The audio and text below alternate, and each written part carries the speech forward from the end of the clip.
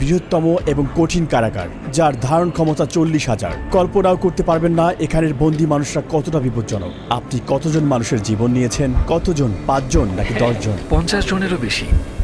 MS-13 এবং অন্যান্য gang, এরা হচ্ছে জানোয়ার, এগুলো মানুষ নয়।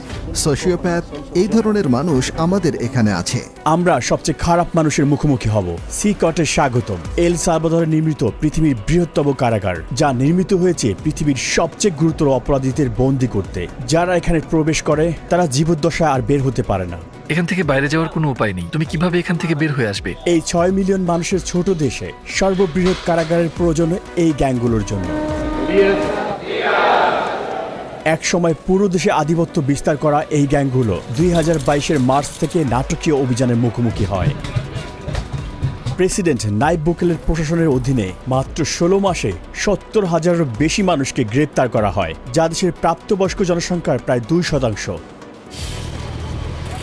শিকড়ে বাঁধা হাজার হাজার গ্যাং সদস্যকে রাতের আধারে কড়া নিরাপত্তার বলয়ে বাসে করে সিকটে নেওয়া হলো। মাথা নিচু করে একজনের পিছনে অন্যজন বসায় তাদেরকে একটি জটলার মতো দেখাচ্ছিল।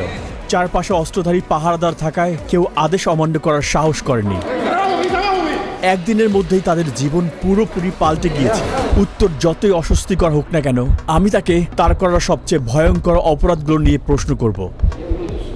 10 মিনিট।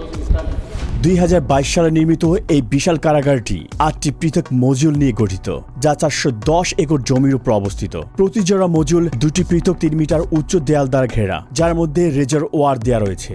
9 মিটার উঁচু বিশাল দেয়াল দিয়ে পুরো জায়গাটি ঘেরা, যার উপরে রয়েছে 3 মিটার উঁচু বৈদ্যুতিক তার, যেখানে 15,000 ভোল্ট বিদ্যুৎ বইছে। চারপাশের 19টি ওয়াচ টাওয়ারের মাধ্যমে কোনো কিছু নজর এড়ায় না। এই সম্পূর্ণ ব্যবস্থা শুধু পালানোর রাস্তাকে বন্ধ করে না, বরং পালানোর চিন্তাকেও মুছে দেয়। হ্যালো, আমাদের প্রেসিডেন্সি থেকে অনুমতি আছে। সৈন্যরা আমাদের থামিয়েছে। আশা করি এটাই আমাদের সর্বশেষ চেকপোস্ট। জ্যামারগুলো সিকটের 2 কিলোমিটার এলাকার সমস্ত সিগন্যালগুলো বন্ধ করে দিয়ে সমস্ত যোগাযোগ বিচ্ছিন্ন করেছে। এই এলাকাটি নিরাপত্তা দিতে 600-এরও বেশি সৈনিক এখানে কাজ করছে।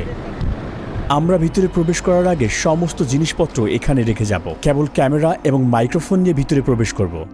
আস্তে আস্তে এগিয়ে যান, ক্যামেরার দিকে তাকান। Body scanner. আমি বিয়ের আংটি রাখতে ভুলে গিয়েছি। আচ্ছা, সেটা ওখানে রাখতে হবে। এই উচ্চ ক্ষমতা সম্পন্ন এক্স-রে স্ক্যানারটিতে হাড় এমনকি শরীরের অঙ্গ প্রত্যঙ্গ দেখা যায়। এটি মূলত নতুন বন্দীদের স্ক্যান করতে ব্যবহার করা হয়, এটা নিশ্চিত করতে যে কেউ নিষিদ্ধ কোনো বস্তু বহন করেছে কিনা। তারা জিনিসগুলো গিলে ফেলত অথবা পথ বা পথে করে নিয়ে আসার চেষ্টা করত। Micro SD memory card, microchip, এবং শুধু এগুলোই নয়, এমনকি ফোনের চার্জারও। আরও একবার পুরো শরীর তল্লাশি করা হলো। আপনারা জুতা খুলুন। এমনকি তারা মোজার ভিতরেও তল্লাশি করলো। সিকিউরিটি চেক পার করতে আমাদের 1 ঘন্টা সময় লেগেছে। 1 মাসের টানা আবেদনের পর আমরা এখানে আমন্ত্রণ পেয়েছি। গার্ডরা মাস্ক পরে, কারণ তারা এখানে খুবই ঝুঁকিপূর্ণ কাজ করছে। আর যদি তাদেরকে চিনে ফেলে তাহলে শহরে ভ্রমণ করা ঝুঁকিপূর্ণ হয়ে পড়বে, কারণ এই গ্যাংগুলোর অনেক বেশি পরিচিত লিঙ্ক রয়েছে, তাই তারা পরিচয় গোপন রাখে। আপনি কেন মাস্ক পরছেন না? আমাকে তাদের সাথে চোখে চোখ রেখে মুখোমুখি কথা বলতে হয়। তারা ইতিমধ্যেই জানে আমি কে। আমরা এখন নিবন্ধন রুমে।